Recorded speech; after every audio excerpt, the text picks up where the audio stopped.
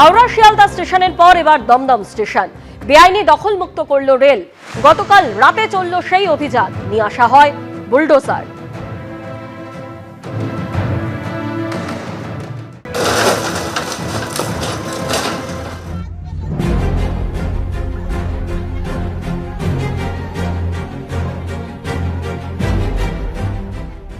তিনশো 33টা পেটে লাথি মেরে 4টে হবে স্টল।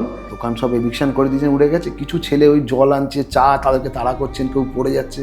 মানুষ বাঁচবে কীভাবে বলছে, সেটা তো আমার দেখার দরকার নেই। তাহলে 2 এমএলএর কাছেই যাওয়া হয়েছিল আমাদের হকারদের তরফ থেকে।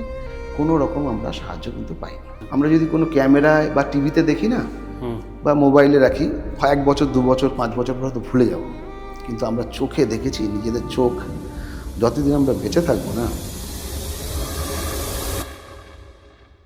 সেদিন কি ঘটেছিল, মানে কিভাবে ঘটলো ব্যাপারটা? রেল পুলিশ জানা ছিল, তার থেকে রাজ্য সরকারের পুলিশ অনেক বেশি, এবং তাদের মূর্তির ধারণা যুদ্ধের মতো নেমেছিল। তোমাদের দোকান তো সরকার বলছে বেআইন, তোমরা দিনের পর দিন ধরো ওখান থেকে উপার্জন করেছো, সরকার তোমাদের থেকে ট্যাক্স পায়নি, তাহলে তো সরকার এই সিদ্ধান্তটা সঠিক নিয়েছে। এটা কি আইনি?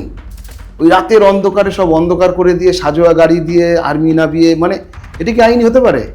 আর আমরা তো ভারতীয় নাগরিক, আমরা কেউ চোর ডাকাত নই। বা ওখানে যে আন্দোলনটা হচ্ছে, বা মিছিল হয়েছে, বা মিটিং হয়েছে, সবটাই তো রুটি রুজির স্বার্থে হয়েছে, ভাতের জন্য লড়াইটা হয়েছিল। কারণ বিকল্প কোনো চাকরি বা কাজ, কর্মসংস্থান তো হয়নি। ওকে ফাইন করলো 1280 টাকা। প্রতিদিন ব্যবসা সমান তো হয় না, কুড়িয়ে কাটিয়ে 1280 টাকা ফাইন দিতে হয়েছে। ও বাড়ি যায়নি, পরের দিনে টেন্ডার দাঁড়িয়ে গেছে। আপনি বলতে পারেন এই ভোটটা কিসের ভোট হয়েছিল? রাজ্য সরকারের ভোট। স্টেশন, রেল কার? Central government. তাহলে কি এমন ঘটলো যে রাজ্য সরকার পরিবর্তনের সঙ্গে সঙ্গে ছাপা হয়ে গেল? 1 মাস হলো, রোজগার পুরোপুরি বন্ধ। কি করবে?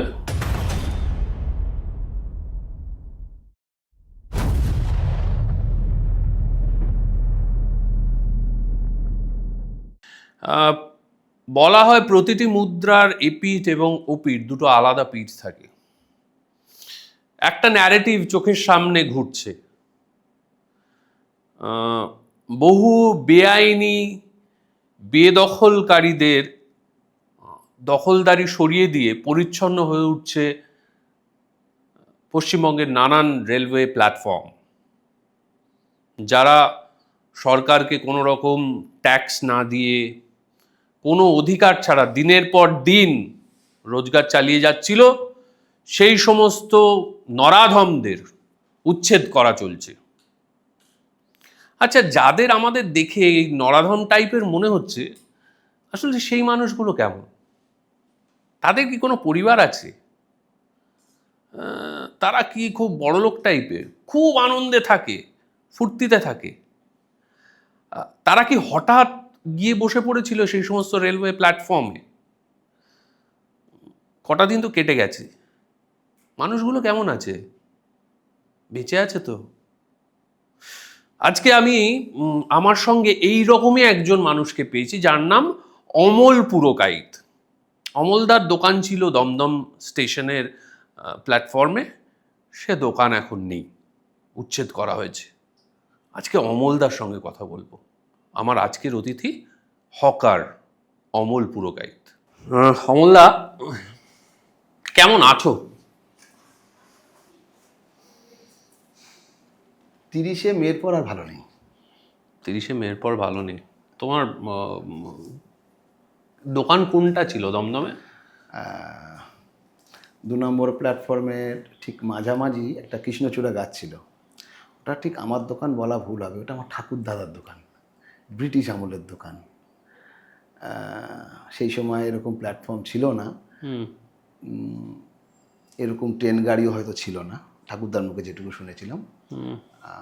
ঠাকুরদা যখন, আমাদের দেশ হচ্ছে সাউথ 24 পরগনা, সেখান থেকে কলকাতায় এসে টালা পার্কের কাছাকাছি কোথাও একটা ভাড়া নিয়েছিল ঘর, আর চুনিবাবুর বাজার থেকে কিছু মালপত্র নিয়ে এসে ওখানে বসতো। আর তখন ওই কাঠের সিঁড়ি ফিরি কিছু একটা হচ্ছে, পুরো কমপ্লিট হয়নি। সেই সময় ঠাকুরদা এসেছিল, তখন ব্রিটিশ আমল, মানে আচ্ছা, স্বাধীন হয়নি দেশ। হয়নি।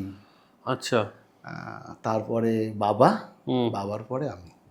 আচ্ছা, কি কি তোমার দোকানে কি বিক্রি হতো? তখন তো এরকম ছিল না, তখন ঠাকুরদাদা বেচতো ওই সোনপাপড়ি, মোয়া, জয়নগরের মোয়া, এইসব ধরনের আইটেমগুলো বেচতো। হুম, পরবর্তীকালে বাবা ওই তোমার ওই জল, কোল্ড ড্রিঙ্কস এসব ধরনের। আর হুম, আমি যখন ক্লাস 9 তখন ওটা কচুরির দোকান বাবা করেছিল। আচ্ছা, তারপরে আমি যখন এইচএস দিই তখন বাবা মারা যায়। হুম, 2001 সাল থেকে আমি চালাচ্ছি এখানে আচ্ছা, কিসের দোকান ছিল? কচুরি, পুরি কচুরি, সবজি আর কি। হ্যাঁ। পুরি সবজি, মানে কচুরি, ঘুগনি টুগনিও পাওয়া যেত? না, কচুরি, আলুর দম এইটাই আমাদের ফেমাস। তো শুধু কচুরি আলুর দমই হ্যাঁ, বিক্রি হ্যাঁ, করতে? হ্যাঁ, হ্যাঁ। আচ্ছা, ওই কৃষ্ণচূড়া গাছটার তলাটাতেই। আচ্ছা, দিনে মোটামুটি কত কত প্লেট বিক্রি করতে তখন?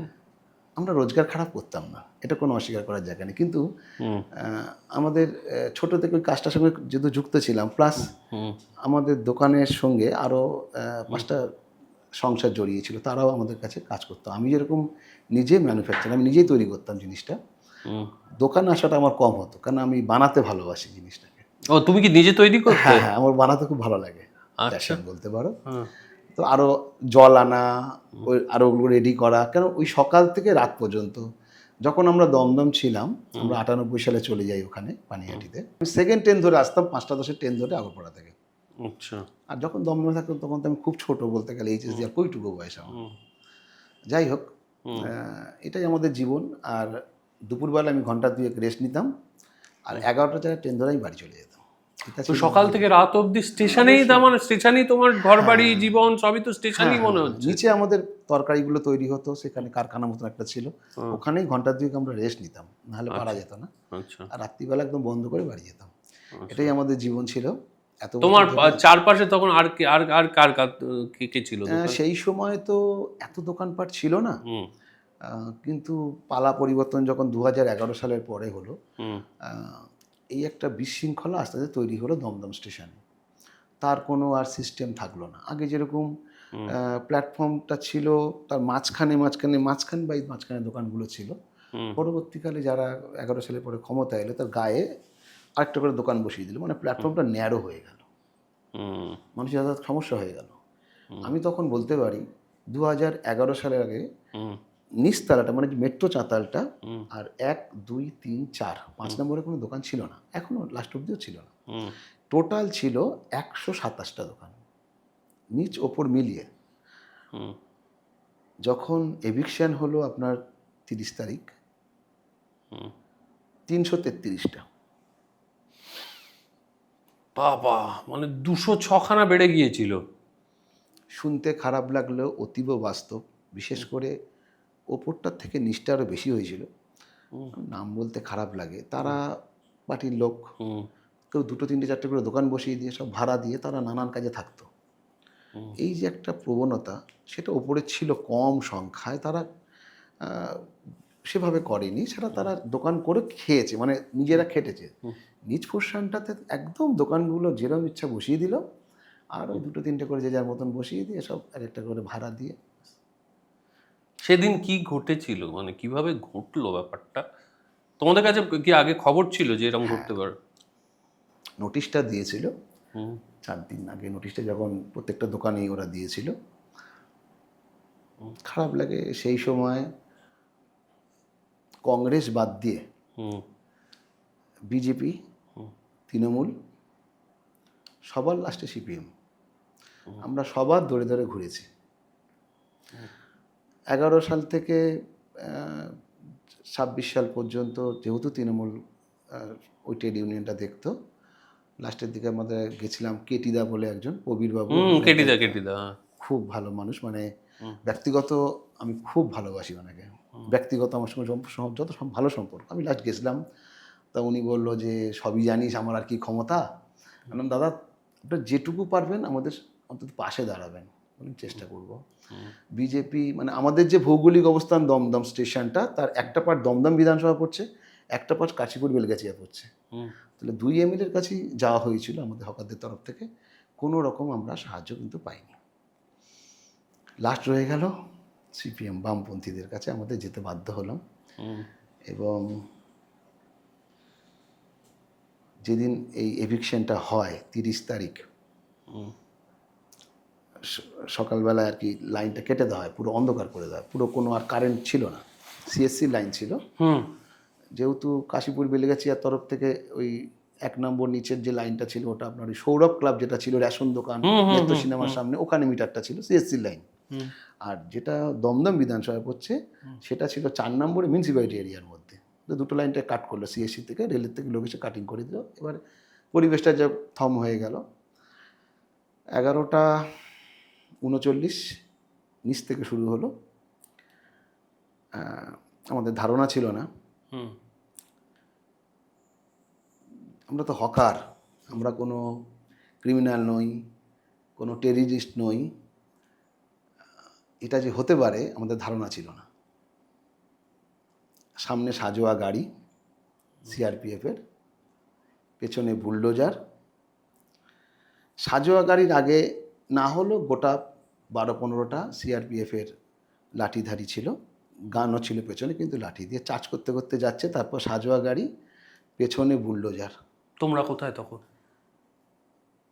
এটা নিচ থেকে শুরু হয়েছে 11:39 নিচ পোর্শনটা। তখন আমরা 4 নম্বরে আমাদেরকে সমস্ত আটকে দেওয়া হলো, শাটার দিয়ে দেওয়া হলো, মানে যাতে কেউ আমরা উপর থেকে নিচে নামতে না পারি। ওরা পার্টিশন করে দিল, মানে নিচের যারা দোকান তারা ওপরে উঠতে পারছে না, আর ওপরে যারা আছে তারা নিচে নামতে পারবে না। সমস্ত শাটারগুলো ফেলে দিয়ে 4খানা সেদিনকে সাজোয়া গাড়ি এসেছিল সিআরপিএফের। একটা ওই 4 নম্বরের মাথায়, যেটা নাগের বাজারে অটোটা যাচ্ছে, ওখানে একটা দিয়ে সিআরপিএফ দিয়ে পুরো ব্লক, যাতে করে আমরা নামতে না পারি, উঠতে না পারি।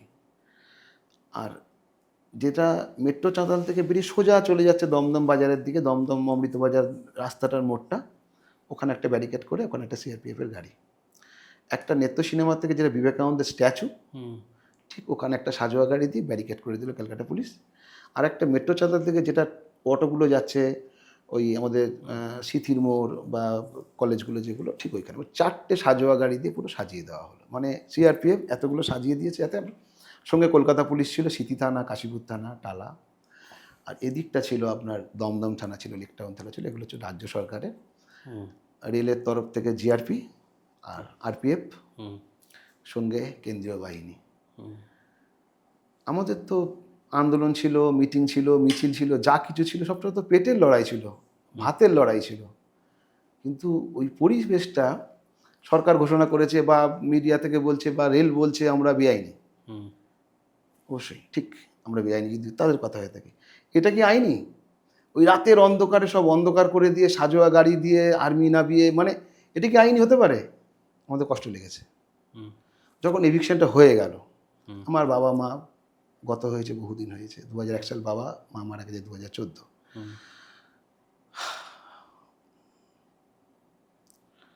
দাহ করার পরে যে পরিস্থিতি আমাদের হয়েছিল ব্যক্তিগত, 30শে মের পর সেই পরিস্থিতি আমাদের হয়েছিল, একই পরিস্থিতি। দোকানটা দেখতে পেয়েছি প্রথমবার যখন ইভিকশন হলো, কটার সময় যেতে পারলে? নিচটা হয়েছিল 11:39, তখন আমরা শুনতে পাচ্ছি। আর আমাদেরটা শুরু হলো 12:37 প্ল্যাটফর্মের ওপরে। আমি ভিডিও তোমাকে দেখাতে পারি, নিচেরটাও দেখাতে পারি। সেই কথা প্রসঙ্গে কিছু বাদ হয়ে গেল। তো সেই দিনে আমরা বিজেপির কাছেও গেছিলাম, ব্যক্তিগতভাবে অনেক বন্ধুবান্ধব যারা বিজেপি পার্টি করে তাদের কাছেও গেছিলাম, যে বাবু তোরা যেহেতু বলছিস আসবি না, তোদের পার্টির চাপ আছে, তোরা কিছু ছেলে পাঠা অন্তত আন্দোলন করার জন্য, লড়াই করার জন্য। তারা হয়তো কেউ আসেনি, দেখিনি তাদের আমি। ওই দিন দেখলাম একমাত্র সিপিএম পার্টির সিটু থেকে প্রচুর ছেলে এসেছিল, অন্যান্য স্টেশন থেকেও এসেছিল। আমরা যদি কোনো ক্যামেরায় বা টিভিতে দেখি না, বা মোবাইলে রাখি, হয় 1 বছর 2 বছর 5 বছর পর হয়তো ভুলে যাব, কিন্তু আমরা চোখে দেখেছি, নিজেদের চোখ, যতদিন আমরা বেঁচে থাকবো না এই লড়াই আমরা ভুলতে পারবো না। একটা মহিলা এসেছিলেন, ওনার নাম না বললে হবে না, ভদ্র মহিলার নাম গার্গী চট্টোপাধ্যায়। দমদম স্টেশনের মধ্যে যতগুলো হকার আছে তাদের হৃদয়ে গেঁথে গেছে ওই ভদ্রমহিলার লড়াই। আমরা লাঠি চালাচ্ছে, ভয়ে পালিয়ে যাচ্ছি, লাগছে আমাদের, কারো হাতে কারো পাশে ফুটে যাচ্ছে, উনি পালায়নি, উনি মার খাচ্ছে, তাও বুল্লুজার থেকে সচ্ছে না, হাত জোর করছে, কাঁদছে উনি। সিআরপিএফ যারা আছে, সিআরপিএফ কিছু ভাষা বোঝে না, ওরা লাঠি চালিয়ে যাচ্ছে। প্রথমে তো সিআরপিএফ রেখেছে ওরা, না, কিন্তু তোমরা তখন সবাই মিলে কি ওই তোমাদের ওপর লাঠিচার্জ হয়েছে? আমাদের ওপরে কি লাঠিচার্জ হয়েছে, আগে নিচে লাঠিচার্জ করে ফাঁকা করে ব্যারিকেড করে দিল, তাদের ঢুকতে না পারে সিআরপিএফ গুলোকে দিয়ে। আর ওপরে উঠে তখন নিচটাকে ঢেকে দিল যাতে নিচের লোকের উপরে উঠতে না পারে। তখন ওপরে যখন আমাদের আটকে দিয়েছিল, এবার যখন ওপরে ওদের মালগাড়িগুলো ঢুকলো, মালগাড়ির মধ্যে ক্রেন সেট করা আছে, ওরা তুলছে, আর একটা ফাঁকা মালগাড়ি আছে তার গুডসের গাড়ি, তার মধ্যে তুলে দিচ্ছে সব। তখন আমরা যখন এলাম বাড়িতে মিছিল করতে করতে আসি, তখন লাঠিচার্জ শুরু হলো। লাঠিচার্জ মানে সে বিভৎস লাঠিচার্জ, ও ভাবা যাবে না। মানে ওগুলো তখন সিআরপিএফগুলো কিন্তু তখন সব চারিদিকে নিচে ছিল, ওপরে কিন্তু সিআরপিএফ ওঠেনি, ঘিরে রাখার মানে 4 নম্বরের মুখটায়, সিঁড়ির মুখটায়, এরকম সব তারা ওপরে আর আসেন। ওপরে আরপিএফ আর জিআরপি লোকাল থানা, একদম ভিডিওগুলো দেখলে বুঝতে পারবে, শয়ে শয়ে। তোমাদের উপর লাঠিচার্জ হয়েছে প্রচণ্ডভাবে, কাউকে ছাড়িনি। এবার ওটাই তো আমাদের রুটি রুচি, ওটাই তো আমাদের স্বপ্ন, বেঁচে থাকার। তো যাবোই, স্বাভাবিক ব্যাপার। হ্যাঁ, সে তো যাবেই। কিন্তু তুমি আমার একটা জিনিস বলো অমলদা, তোমাদের দোকান তো সরকার বলছে বেআইনি, তোমরা দিনের পর দিন ধরো ওখান থেকে উপার্জন করেছো, সরকার তোমাদের থেকে ট্যাক্স পায়নি, তাহলে তো সরকার এই সিদ্ধান্তটা সঠিক নিয়েছে। অ্যাকচুয়ালি আমরা যারা হকারি করি, আমাদের তো নিশ্চয়ই নেতৃত্বরা আছে। আমি ঠিক 15 বছর যারা চালিয়েছে আমি ঠিকভাবে বলতে পারবো না, হয়তো তাদেরও ধারণা ছিল, কেটিদা বলেছিল, শুনেছিলাম। কিন্তু সিটু যারা নেতৃত্ব ছিল, আমরা কিন্তু এটুকু শুনেছিলাম যে কখনোই হকারদেরকে বিনা পয়সায় চাইছে না, সবসময় বলছে আপনারা পয়সা নিন, মাস গেলে একটা পয়সা নিন। এটা তো আমরাও বলতাম, আমরা কেন বিনা পয়সা বসতে যাব, একটা মাপ করুন আপনারা, আমরা চলে গেলে কাউকে না কেউ তো দেবেন, মানুষকে তো পরিষেবা দিতে হবে, কেউ জল কেউ চায়, কেউ তো খাবেই। একটা লোক কৃষ্ণনগর থেকে আসে বা বনগা থেকে আসে, 2 ঘন্টা 2.5 ঘন্টা 3 ঘন্টা রাস্তা, সে নেবে একটু জল খাবে না, বা চা খাবে না, বিস্কুট খাবে না, খেতেই যাবে, কিছু তো তার খেতে হবে, বিস্কুট খেলেও তো খেতে হবে, তার জন্য পরিষেবা দিতে লাগবে, তার একটা ভাড়া হোক। এটা আমরা তখন শুনেছিলাম। তখন আমার মনে পড়ছে নেপাল দে ভট্টাচার্য ছিলেন রাজ্যের সেক্রেটারি, আরও যারা এখানে লোকাল যারা নেতৃত্ব, তারা একই কথা বলতো মিটিংয়ে। এবং রেলের কাছে যারা ওই এসএস বা ডিআরএমের কাছে ডেপুটেশন দিতে গেলে একই কথা, যে আমাদেরকে লাইসেন্স দেওয়া হোক, তার বিনিময়ে আপনারা মাসে যা পয়সা। এটা কথায় কথা থেকে গেছে, বাস্তবে কিন্তু হয়নি। বাস্তবে হয়নি। আমার এখনও মনে পড়ে, সেই সময় বোধহয় লালু প্রসাদ যাদব রেলমন্ত্রী ছিল, আর আপনার বাসুদেব আচারিয়া স্ট্যান্ডিং কমিটির চেয়ারম্যান ছিল। সেই সময় দমদমে ভিজিট করতে এসেছিলেন ওনারা। তখন এই আলোচনা প্রসঙ্গে নেপাল দে ভট্টাচার্য ছিলেন, আলোচনা হচ্ছিল। আমরা খুবই সামান্য হকার, আমরা শুনতে পাচ্ছি, ওনারা দূরে তাদের মধ্যে আলাদা, তারা নেতারা এসে বলেছিল এটাই, যে 1 মাস সময় লাগবে, লালু প্রসাদ এটা নিয়ে আলোচনা করবে এবং কি করে লাইসেন্স দেওয়া যায় সেটা নিয়ে বলবে। কিন্তু রেল বোর্ডের কাছে যখন, শোনা কথা সবটাই, রেল বোর্ডের কাছে যখন এটা নিয়ে আলোচনার বিষয়টা এলো, রেল বোর্ড বলছে এই যে সমস্যাটা আছে না, এটা শুধুমাত্র আমাদের তো অনেকগুলো ডিভিশন, এবং ডিভিশন বলাও ভুল, মানে জোন, অনেকগুলো জোন আছে, ইস্টার্ন জোন আছে, সাউথ ইস্টার্ন জোন আছে। তো ইস্টার্ন জোনের মধ্যেই সমস্যাটা বেশি, মানে শিয়ালদা ডিভিশন, হাওড়া ডিভিশন, এই যে ডিভিশনে কয়েকটা ডিভিশনেই সমস্যা, বাকি অন্যান্য স্টেটে কিন্তু এই সমস্যাটা নেই। তা আমরা প্রশ্ন করেছিলাম যে কেন এই সমস্যা আমাদের এখানে, এই যে সত্যি এই হকার সমস্যা, এই তখন তারা অনেক সিনিয়র, যেটুকু বলেছিল এইটুকু মাথায় ঢুকেছিল যে যখন দেশ স্বাধীন হয় বাংলাদেশ 71 সাল, তখন প্রচুর মানুষ নাকি চলে এসেছিল ইন্ডিয়াতে। আসার পরে এই মানুষগুলোর ম্যাক্সিমাম ত্রিপুরা, আসাম, বাংলাকে বেছে নিয়েছিল, প্রথমত খাদ্য, তারপর ভাষা। তখন আসার পরে এই যে উদ্বাস্তু মানুষগুলো থাকার জায়গা নেই, কর্মসংস্থান নেই, তারা যে যেখানে কেউ রেল লাইনের ধারে বসে পড়েছিল থাকার জন্য, কেউ উপার্জনের জন্য চলে এসেছিল। এই সমস্যাটা কিন্তু থেকে গেছিল, এটা অন্য স্টেটে পড়েনি। যার ফলে রেল বলছে যে কোনো একটা জোনের মধ্যে 2-1টা ডিভিশনের জন্য তো রেল তার আলাদা আইন করতে পারে না, সেই সময় কিন্তু হয়নি। এই যে তৃণমূল আমলে যে 15 বছর তুমি দোকান চালিয়েছো, কত টাকা করে তোলা দিতে মাসে? দেখো এইটা খুব, দেখো পয়সা দিতে হতো, এটা অস্বীকার করে না, না। একটা কথা বলি, ওইভাবে কিন্তু পয়সাটা সবার থেকে নেওয়া হয়নি। তুমি দিতে? আমাদের যেটা ছিল সেটা হচ্ছে রক্তদান শিবির হতো, ঠিক ওই শীতকালে ডিসেম্বর বা জানুয়ারিতে একটা রক্তদান শিবির হতো, সেটাতে আমাকে দিতে হতো বছরে প্রায় নিয়ার অ্যাবাউট 15,000। কখনো সেটা 13.5, 12, 15 এর মধ্যেই। মানে এবং ওই একবারই দিতে হতো, বছরে একবারই টাকা দিতে হতো? হ্যাঁ, এবার ওই পুজো এসছে, দুর্গা পুজোর সব চাঁদাগুলো ইউনিয়ন অফিসে জমা পড়লো, এটা দেখে নিল কত, 500 করে দিয়ে দাও সব দোকানদার, এরকম একটা হতো, সেটা আলাদা কথা।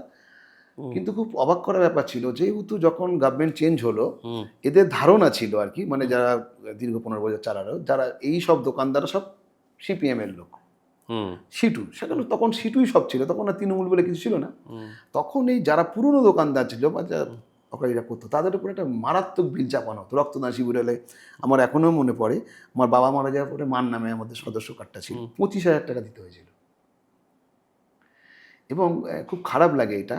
তারা ওটাকে নিয়ে রক্তদান শিবির হতো, প্লাস কিছু পিকনিক হতো, বা আদার্স কি খরচা করতো আমরা ভেতরের ব্যাপার বলতে পারবো না, কৌতূহলও ছিল না। এটা শুধু আমার ক্ষেত্রে বললাম, অন্য ক্ষেত্রে কিন্তু অন্য কিছু হতেও পারে বা হয়েছে, অনেকে শুনি কেউ কেউ দোকান বসিয়েছে, কিছু পয়সা পেয়েছে, এগুলো তো প্রচুর হয়েছে। তুমি ওই বছরে একবার করে রক্তদান শিবির বাবা ওই 12-15 হাজার টাকা যা দিতে, মাস গেলে ওই যে বলা হয় মাস গেলে একটা করে তোলা দিতে হতো বা মাসোহারা দিতে হতো, সেরকম কিছু তোমাকে দিতে হয়নি? না। আর এই যে নতুন মা মারা যাওয়ার পরেই কিন্তু আমি সদস্যটা পাই। বাবা মারা যাওয়ার পরে কিন্তু মার নামে কার্ড ছিল, মানে সদস্যটা বুঝতে মা ছিল, পেরেছি, তারপরে আমি সদস্য। তারপর তুমি পেয়েছো। হ্যাঁ, তো তোমার ছেলে মেয়ে আছে? এক ছেলে ক্লাস 8-এ পড়ে, রামকৃষ্ণ মিশন গোপাল গোবিন্দ একাডেমি, ব্যারাকপুর। আচ্ছা আচ্ছা। এই যে এখন তো আর দোকান নেই, না, নয় নয় করে 30শে মে এই ঘটনাটা ঘটেছে, তারপর 30শে জুন হয়ে গেছে, 1 মাস পেরিয়ে গেছে, আর 45 দিন। তারপরের অবস্থাটা কিন্তু আরো কঠিন। হ্যাঁ, সেটা শুধু আমার ব্যক্তিগত নয়, বহু আছে যারা ওখানে ছিল, তাদের চলে যাওয়ার পরে রুটি রুজির জায়গা নেই, সংসারের ব্যাপার আছে, তারা যখন চেষ্টা করছে কিছু করার, হয়তো নিচে ব্যাগটা রেখে এসেছে, ওই চায়ের যে ওই ফ্লাক্সগুলো আছে, কেউ ওটা, কেউ 2 বা 4টে হাতে করে বোতল নিয়ে এসছে, তাদের ধরে নিয়ে গিয়ে প্রথমে 1280 টাকা, এখন 2000 টাকা করে ফাইন দিচ্ছে। তার 1280 টাকা বিক্রি হয়, 2000 টাকা বিক্রি হয়, সব ছন্ন ছাড়া পালিয়ে কে যাচ্ছে। নিচ্ছে এটা? আরপিএফ ধরে নিয়ে যাচ্ছে, রেল তার আইন এনেছে। আচ্ছা। তুমি যখন বললে না বেআইনি, আমি যে বললাম তো, ওটা যদি বেআইনি হয়ে থাকে, ওই রাতের অন্ধকার, ওটা কি আইনি ছিল? ওটা কখনো হয়? হকারদের জন্য এটা কি প্রযোজ্য? মানে যারা এই দৃশ্য দেখেছে, আমি তোমাকে কিছু, আমাকে যে আছে ছবি ভিডিও, তুমি দেখো যে এটা কখনো হতে পারে না, সভ্য সমাজে এটা হয় না। আর আমরা তো ভারতীয় নাগরিক, আমরা কেউ চোর ডাকাত নই। বা ওখানে যে আন্দোলনটা হচ্ছে বা মিছিল হয়েছে বা মিটিং হয়েছে, সবটাই তো রুটি রুজির স্বার্থে হয়েছে, ভাতের জন্য লড়াইটা হয়েছিল। ওরকম মেশিন গান নিয়ে সিআরপিএফ, এটা কি ভাবা যায় নাকি? এটা তার আলোচনা করা যেতে পারতো, আমাদের 1 মাস 2 মাস সময় দিতে পারতো, যে আপনাদের চলে যেতে, অন্য বিষয় কি, আপনাদের ভাড়া দিতে হবে, এই পজিশন হবে, এই হবে, অন্য বিষয়। এটা কখনো হতে পারে না। এটা শুধুমাত্র আমাদের দমদম থেকে হাওড়া শিয়ালদাটা রাতের অন্ধকার করেছে, ওখানে কেউ টের পায়নি, কিন্তু দমদমটা যেটা হয়েছে, তারপরে বাকি আরো ধরো 14টা স্টেশন করেছে ওরা, এরকম রূপ হয়েছে বলে আমার ধারণা নেই কোথাও। নৃশংস রাষ্ট্রশক্তি, মানে সর্বোচ্চ পর্যায়ে নেমেছে, যুদ্ধ, একদম যুদ্ধ লেগেছে। 1 মাস হলো, রোজগার পুরোপুরি বন্ধ। হ্যাঁ, পুরোপুরি বন্ধ। কি করবে? ছোট মুখে বড় কথা হবে, ছোট থেকেই তো রাস্তায় তৈরি, রাস্তায় আমাদের রাস্তা দেখিয়ে দেবে, ভয় আমরা পাই না। দোকানটা এখন আর দেখতে গেছিলে এর মধ্যে? আর কোথায় দেখতে যাব? তোমার যেখানে দোকানটা কোথায়? ওটা তো একটা, মানে মালগাড়িতে ক্রেনটা এলো, তুললো, মানে 2 নম্বর স্টেশনে গাড়িটা এসে দাঁড়ালো, তুললো, 3 নম্বরে আরেকটা মালগাড়ি ছিল, ওদের তুলে দিল, সবগুলো নিয়ে চলে গেল। এটা তো আমার একারটা নয়, সবারটাই এইভাবেই নিয়ে গেছে। তারপর গেছিলে আর প্ল্যাটফর্মে, সেই প্ল্যাটফর্মে? প্রথম 5-6 দিন ঠিক আমি ওই জায়গাটা নামতাম না, আমি একটু পিছিয়ে নামতাম। কেন? ছোট থেকে প্রচুর স্মৃতি জড়িয়ে আছে ওখানে, মানে যেটা হয়, সেই বললাম বাবা মা চলে যাওয়ার পর যেরকম হয়। কি স্মৃতি আছে ছোট থেকে? ছোট থেকেই দোকানের স্মৃতি, কারণ বাবার দোকান, আমরা যখন, আমি কুমার সুতোষ মেনে স্টুডেন্ট ছিলাম, তো ওখান থেকে টুক করে উঠে যেতাম। তারপরে আমরা যখন খুব ছোট ছিলাম, তখন ওই আমরা ওই টালি চাকতিগুলো খেলতাম, সিগারেট তখন প্ল্যাটফর্মে খাওয়া যেত, ওই চাকতিগুলোতে যেতাম, মানে এগুলো খেলা হতো আমাদের। তো একটা স্মৃতি ছোট থেকেই, তারপর বড় হওয়া, বন্ধু বান্ধব, ওখানে কাজ, সারাদিন রোজগার, সারা দিনটাই তো প্ল্যাটফর্মে আমাদের কেটে যেত। তো কেউ কেউ আসছে চা নিয়ে, কেউ জল নিয়ে, তারা খাচ্ছে, কিন্তু আসছে। আমার পক্ষে সম্ভব না দৌড়ানো, ভারী চেহারা, আমি রিস্ক নিচ্ছি না, ওয়েট করছি, কিছু না ব্যবস্থা তো করতেই হবে। মানে কি করছো তোমরা, এসে কি করছো? ওই যে কেউ চা বেচছে, আর কেউ যখন আসছে পালাচ্ছে, কেউ ট্রেনে লাফ মারছে। শুনতে খারাপ লাগলেও মানে একটা ছেলে, বাড়ি কাকিনাড়া, নাম কি সাউ ছিল, টাইটেলটা সাউ, নামটা আমি খেয়াল করতে পারছি না, ওকে ফাইন করলো 1280 টাকা। প্রতিদিন ব্যবসা সমান তো হয় না, কুড়িয়ে কাটিয়ে 1280 টাকা ফাইন দিতে হয়েছে। ও বাড়ি যায়নি, পরের ট্রেনে টেন্ডার সামনে দাঁড়িয়ে গেছিল, পরের ট্রেনেই, ও বাড়ি যায়নি।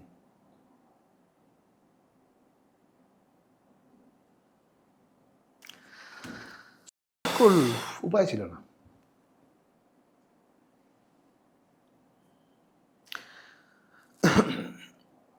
দমদম উচ্ছেদের আগের দিনে বা 28শে মে হবে, 28শে মে, চাকদা, প্রমথনাথ মান্না, ছাতার দোকান ছেলেটা, সেম আতঙ্ক, নোটিশ দিয়ে দিয়েছে। ও কিছু লোন করেছিল, লোন করে দোকানে মালপত্র তুলেছে, নোটিশ দিয়ে দিয়েছে দোকানটা উচ্ছেদ হয়ে যাবে, সেম নোটিশ দেওয়ার 1 ঘন্টা হয়নি ঝাঁপ দিয়ে দিয়েছে।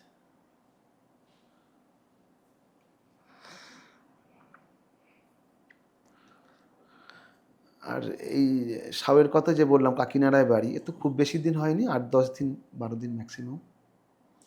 ও সব কুড়িয়ে কাটিয়ে 1280 টাকা কিন্তু ফাইন দিতে হয়েছে ওকে। বাড়ি যায়নি, পরে ট্রেনে ঝাঁপ দিয়ে দিয়েছে, ট্রেনের সামনে দাঁড়িয়ে গেছে, রান আউট। পরিস্থিতি খুব ভয়ানক। সরকার কি চাইছে আমরা কেউ জানি না। ওপর নিচ মিলিয়ে 333টা দোকান ছিল, সবটাই শোনা কথা। আমরা এর মধ্যে এসএসের কাছে গেছিলাম কথা বলতে, যে আপনারা তো দোকান সব এভিকশন করে দিয়েছেন, উড়ে গেছে। কিছু ছেলে ওই জল আনছে, চা, তাদেরকে তাড়া করছেন, কেউ পড়ে যাচ্ছে, বয়স হয়ে যাচ্ছে, তারা কোথায় কী করবে? তো মানুষ বাঁচবে কীভাবে? বলছে সেটা তো আমার দেখার দরকার নেই, তবে 4খানা দোকান হবে। সরকারের পলিসি কত সুন্দর, 333টা পেটে লাথি মেরে 4টে হবে স্টল, এবং সেটা কোনো এই হকারদের তো ক্ষমতাই নেই ওই 4টে টেন্ডার নেওয়ার। সে টেন্ডারের মূল্য অনেক। 4 নম্বরে 2টো, যেটা এসএস বললো, 4 নম্বরে 2টো, 2 নম্বরে হবে না, 1 নম্বরে একটা, নিচে একটা, মানে চাতারের সামনে। কাদের দোকান হবে সেগুলো? টেন্ডারে যেটা হবে সেগুলো তো মানে KFC হতে পারে, তুমি শিয়ালদা গিয়ে দেখেছো বোধ হয়। মানে টেন্ডার করে বড় কোম্পানির দোকান হবে গোদা বাংলায়, মানে সেই টেন্ডার ভ্যালু এতটাই হবে, তোমাদের পক্ষে সেটা নেওয়া সম্ভব নয়। এবং তোমাকে একটা কথা বলি, যা প্রসেস আছে এই টেন্ডারগুলো নিতে গেলে, তার যে লাইসেন্স, প্রায় 12খানা লাইসেন্স লাগে, তারপরে তুমি রেজিস্ট্রেশন করতে হবে, তারপর তুমি টেন্ডারে অংশগ্রহণ করতে পারবে। তো সাধারণ মানুষের পক্ষে সম্ভব নয়। মানে আমাদের যা ধারণা, IRCTC এগুলোতে বোধহয় 5 বছর করে টেন্ডার দিচ্ছে, নেয়ার অ্যাবাউট 30 থেকে 40 লাখ তো হবেই, 30-40 লক্ষ টাকা ডেফিনেটলি, এনাদের মুখে যা শোনা কথা। আরো বেশিই হবে বোধহয়, কম হবে না, বেশি হবে, বেশিই হবে, আমার মনে হয় বেশিই হবে। তো মানে তাহলে তোমাদের 333টার জায়গায় 4টে, সে 4টে বড় লোক আরো বড় লোক হবে, আর 333টা তো গেল শেষ। আমি বলছি পলিসিটা, এটা যে শুধুমাত্র দমদমে থেমে থেকেছে তাই নাকি? না, একটার পর একটা স্টেশন হচ্ছে। আমরা চেষ্টা করেছিলাম স্টে অর্ডার নেওয়ার জন্য, আমাদের সহযোগিতা করেনি। আমরা বিজেপি ছেলেদের কাছেও গেছিলাম, নেতাদেরকে বলতে গেছিলাম, তারা কেউ সহযোগিতা করেনি। ওই স্টে অর্ডারগুলো অন্যান্য স্টেশনগুলো নিয়ে স্টে অর্ডার আপাতত রয়েছে, 12ই আগস্ট পর্যন্ত 25টা স্টেশন স্টে অর্ডার রয়েছে। আমাদেরকেও কেস করতে হয়েছে, কেস আমরা করেছি, আমাদের বিকাশ রঞ্জন ভট্টাচার্য কেস লড়ছেন। কি কেস করেছো? কেস করেছি বলতে, তারা যেভাবে বলেছে আমাদের ক্ষতিপূরণ প্লাস আমরা চাইছি আমাদের পুনর্বাসনের জন্য। সরকার আর তোমরা বেআইনি দোকানদার, তোমাদের পুনর্বাসন দেবে কেন? পুনর্বাসন দেবে কি না দেবে তাহলে আইন ঠিক করুক, যেহেতু আইনের জায়গায় আছে এখন, এটা তো আমার মন্তব্য করা ঠিক হবে না। না, কিন্তু তোমরা কি মানে মুখ্যমন্ত্রী বা এদের সঙ্গে দেখা করবার কোনো চেষ্টা করেছো? প্রত্যেকটা জায়গায় আমরা পাঠিয়েছি, যোগাযোগ করার চেষ্টা করেছি, পার্টি গেছিও, এবং আমরা তো সব জায়গায় পৌঁছতে পারিনি, আমরা মেল মারফত গেছি, মেল মারফত পাঠিয়েছি। নেতৃত্বরা কথা বলতে গেছে, সেটা ডিআরএম বিল্ডিং হতে পারে, জিএম অফিস হতে পারে, তারা গেছে। এবং ওই যে বললাম রাজনৈতিক নেতাদের কাছে আমরা ব্যক্তিগত সবাই মিলে গেছি, তাতে করে কোনো সমস্যার সমাধান তো হয়নি, বাধ্য হয়ে আমাদের আইনের পথে যেতে হয়েছে। দেখা যাক আইনে কি আছে। একাংশের মানুষের মত কিন্তু যা হয়েছে ভালো হয়েছে, তোমাদের বলতেই পারে। জন্য হাঁটা চলা যেত না, শান্তিতে করা যেত না প্ল্যাটফর্মে, ভালো হয়েছে বলছে কেউ কেউ। হয়তো তারা বলেছে, সেই মানুষগুলোর এখন মন্তব্য কিন্তু যদি ধরা হয় অতটা নেগেটিভ পাবেন না, কারণ তাদের পরিস্থিতি সেই সময় একরকম। আজকে তারা ওই যে বললাম, কেউ লোকটা কৃষ্ণনগর বা লালগোলা থেকে আসছে বা বনগা থেকে আসছে বা এখান থেকে সে যাবে, তার একটা জলের বোতলের প্রয়োজন, একটা বিস্কুটের প্রয়োজন আছে, কোথায় পাবে সে বলতে পারেন? ওই একটা স্টলের ওপর আপনি গিয়ে একটা চা খেতে গেলে আপনার মিনিমাম 10-15 মিনিট ওয়েট করতে হচ্ছে, তার যে ভলিউমে হঠাৎ পারছে না। বিক্রি করতে হচ্ছে, যে দিতে পেরে পারছে উঠছে না। না, তোমার কি মনে হচ্ছে এবার সত্যি সত্যি আইনের শাসন তাহলে পশ্চিমবঙ্গে প্রতিষ্ঠিত হলো? আইন মানুষের জন্য না মানুষ আইনের জন্য, তোমার কাছে কোনটা? আমার কাছে তো আইন মানুষের জন্য। তাই আগেরটাও তো তুমি ফেলে দিতে পারো না। মানুষ মানে সবার মানুষকে তোমার ভাবতে হবে, মানুষই তৈরি করেছে আইন, মানুষের এটা জন্যই যেরকম আইন। ঠিক, কিন্তু এটাকেও তুমি ফেলে দিতে পারো না, পারো কি? তো সরকারকে দেখা উচিত, ভাবনা চিন্তা করা উচিত, এতগুলো মানুষ কোথায় যাবে? মানে আমি তো হাইকোর্টে প্রায় দিন যাই, যেতে হয় নিজেদের তাগিদেই আমি যাই, কেন আমাদের ওই সদস্যদের কাগজপত্র জমা করা, কবে আমাদের ডেট পড়ছে, এইসব আমাদের যেতে হয়। তাতে করে ওখানে গিয়ে সত্যি খুব খারাপ লাগে, চোখে জল এসে যায়। একটার পর একটা স্টেশন থেকে আসে, কেউ কর্পোরেশন এরিয়া, কেউ municipality area, panchayat area, PWD, নানান জায়গায় চলছে এভিকশনের ব্যাপারগুলো। তো সরকার একটা আলোচনা করে, একটা টাইমের ব্যাপার ছিল, অন্তত 6 মাস, 5 মাস, 3 মাস, যাব একটা আলোচনা, প্রত্যেকটা মানুষের একটা কিছু পরিকল্পনা থাকে। আপনি এইটা রোজগার করে, বহু মানুষ লোন নেয়, অল্প কিছু লোন নেয়, যে আমি এই মাসটা দিই, ওটা দেবো বা এইভাবে চালাবো, তাতে একটা পরিকল্পনা আছে। তো এটা কোনো পরিকল্পনাই আমরা পাইনি। মানে আমার ক্ষেত্রে যেরকম হয়েছে, কোর্টে গিয়ে আমার অভিজ্ঞতাটা আরও বেশি হয়েছে, যে আমরা একা এরকম সাফার কিন্তু হয়নি, লক্ষ লক্ষ লোক সাফার হয়েছে। এখন এই আইনের শাসন যদি হয়ে থাকে, তাহলে মানুষকে বাদ দিয়েই কথাটা এসে যাচ্ছে। এটা ঠিক, যে মানুষগুলো বলেছিল, আজকে সেই মানুষগুলোর যদি কাছে গিয়ে জিজ্ঞেস করা হয়, তারা পরিস্থিতিটা কি বলতে পারবে।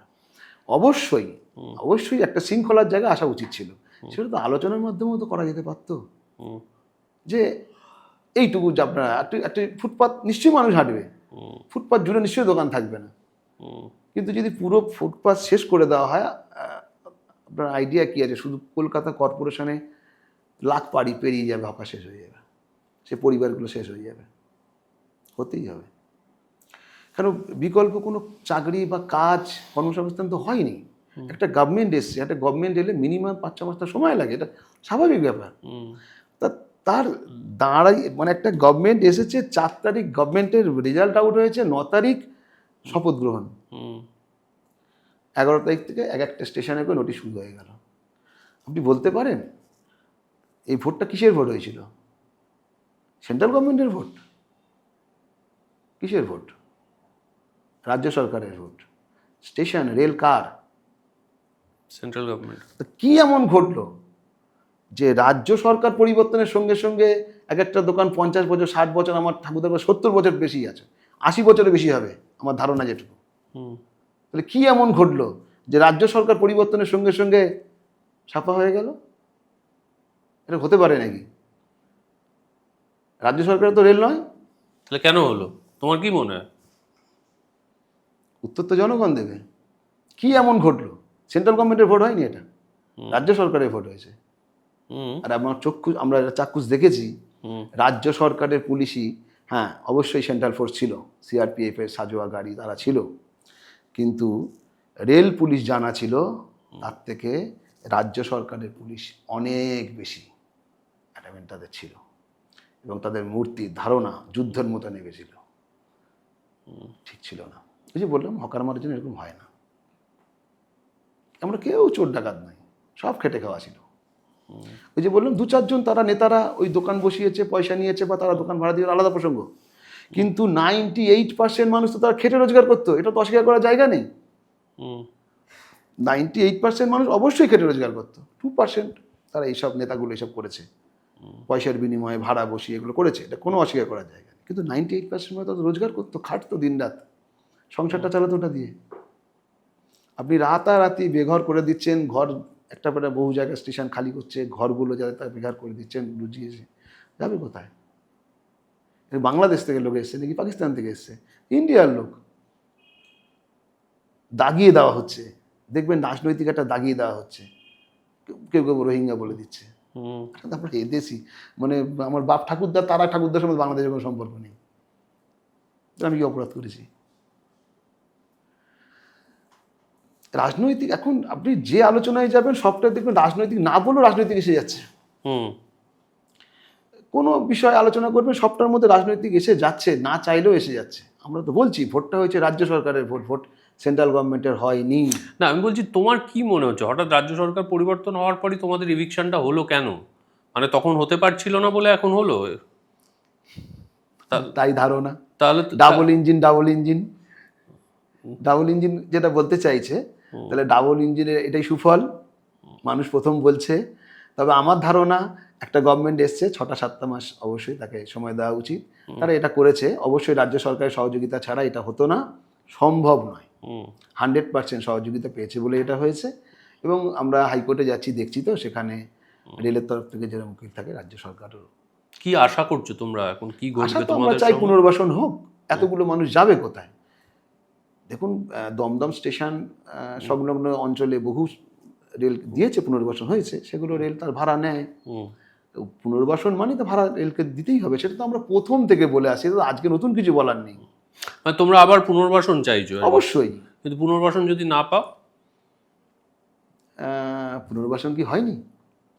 পুনর্বাসন হয়েছে। আমি বলছি পুনর্বাসন, ধরো প্রথমত এটা একটা লম্বা আইনি লড়াই হতে চলেছে, তার মাঝখানটাই কি করবে? ধরো পুনর্বাসনের এই কেসটা মিটতে অনেকটা সময় লেগে গেল, হতেই পারে, ততদিন সেটা তো লড়াইয়ের জায়গা, আইনি জায়গায় রইলো। এটা তো আমাদের আন্দোলন, দাবি সবটা রয়েছে। আরে আন্দোলন ছাড়ো, ততদিন চালাবে কি করে? ওই যে ছুটছে মানুষ, কেউ জলের বোতল নিয়ে তারা খাচ্ছে, এছাড়া হয়তো আমি ব্যক্তিগত আমি করতে পারছি না, তোমাকে আমি সরাসরি স্বীকার করলাম, কিন্তু বহু মানুষ তো ছুটছে। ওই কেউ লাস্টে ওই রেলের লাইনে ধাপ দিয়ে দেবে ওরকম। এটা আমার কথা নয়, তুমি খোঁজ নাও।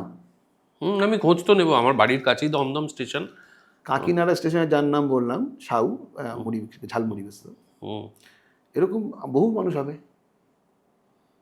পেট কিন্তু মানবে না, সংসার থামানো যাবে না। আমার দেখা যাদের দোকান ছিল তারা অনেকেই এরকম 2টো করে বোতল নিয়ে দাঁড়িয়ে থাকে, নিচে ব্যাগটা রাখা আছে, নিচে কোথাও লুকিয়ে রেখে, বা কারোর দোকানের সামনে বা স্টেশনের বাইরে 2টো করে হাতে করে বোতল নিয়ে আসে, তারা করছে। বয়স্ক মানুষ নিয়ার অ্যাবাউট 70 ক্রস হয়ে গেছে, সাধুদা বলে একদম 1 নম্বরের মাথার দিকে, উনি দাঁড়িয়ে থাকে 2টো বোতল নিয়ে। তাই তারা করে, বাচ্চা ছেলে মেয়ে RPF গুলো। আরে বিবেকে তো লাগে, বাবা ঠাকুরদাদের বয়সী লোক, তুই বলে ডাকে। ম্যাক্সিমামগুলো নন বেঙ্গলি, আমি জানি না এরা কি পড়াশোনা করেছে। বাংলা সংস্কৃতি শিক্ষা এরকম নয়, বাপ ঠাকুরদার মতো লোককে লাঠি উচিত তুই বলে ডাকে, ঠিক না। এগুলো মানবিকতার ব্যাপার।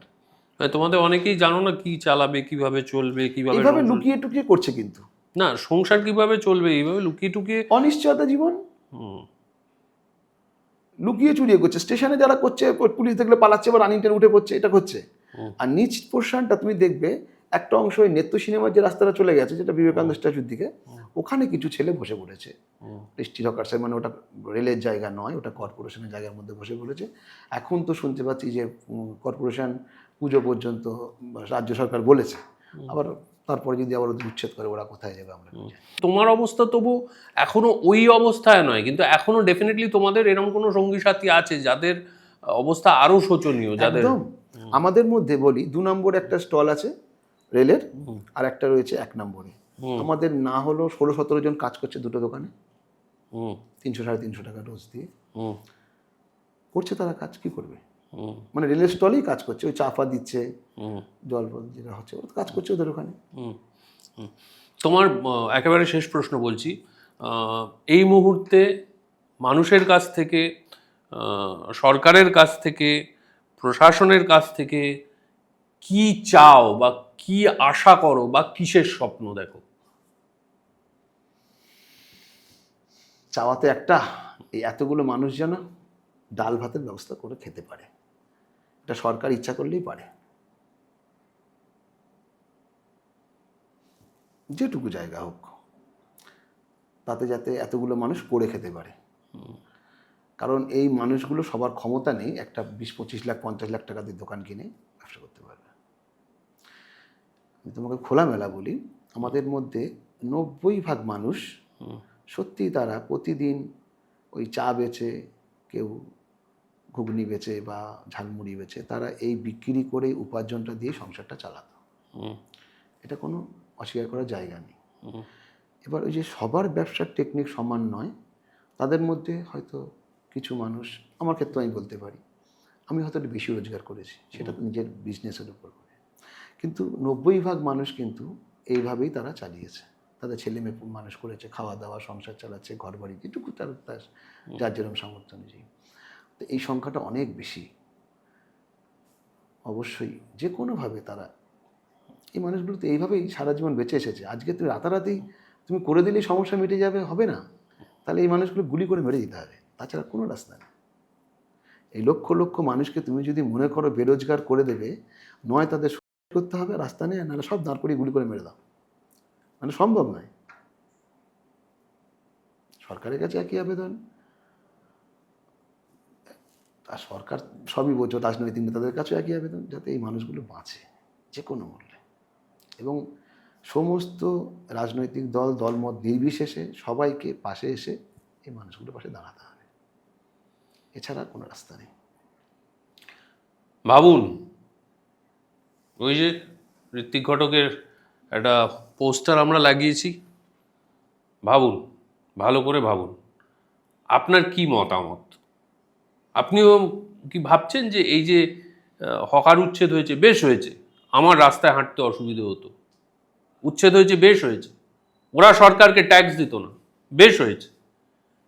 আপনার সহনাগরিক কেউ রেলের সামনে দাঁড়িয়ে পড়ছেন, কেউ জানেন না আগামী দিনে কি খাবেন, এক প্রায় 50 বছর বয়সী বা তার চেয়েও বেশি বয়সের বৃদ্ধ দুটো জলের বোতল নিয়ে দাঁড়িয়ে রয়েছেন এবং সিআরপি এর তারা খাচ্ছেন। আপনার কাছে এই ছবি আনন্দদায়ক হতে পারে, কারণ আপনি হয়তো স্বস্তিতে আজকে প্ল্যাটফর্মে হেঁটেছেন। এই কথাগুলো শোনার পরেও কি ততটাই স্বস্তি লাগছে নাকি একটু অস্বস্তি হচ্ছে? সংখ্যাটা কিন্তু নেহাত কম নয়। ভাবুন, যদি মনে হয় এই পর্বটা না করলেই ভালো হতো, শুধু যে উন্নতির কথা হচ্ছে, যে উন্নয়নের কথা হচ্ছে, সেটা নিয়েই মেতে থাকলে ভালো হতো, তাহলে গালাগাল করুন, কমেন্ট বক্স খোলা রইল। আমার মনে হয়েছিল যে অমলদার সঙ্গে কথা বলাটা দরকার। দীর্ঘদিন আমি ওই দমদম মেট্রো স্টেশনে নেমে অটো ধরে বাড়ি ফিরতাম, তাই এইরকম অমলদার মতো অনেককে আমি ব্যক্তিগতভাবে চিনতাম। তাদের কথা ভেবে একটা পর্ব করলাম, আরও করব। যা মনে হয় বলুন, ভালো লাগলেও বলুন, খারাপ লাগলেও বলুন, আমি কিন্তু আরও পর্ব করব। ধন্যবাদ।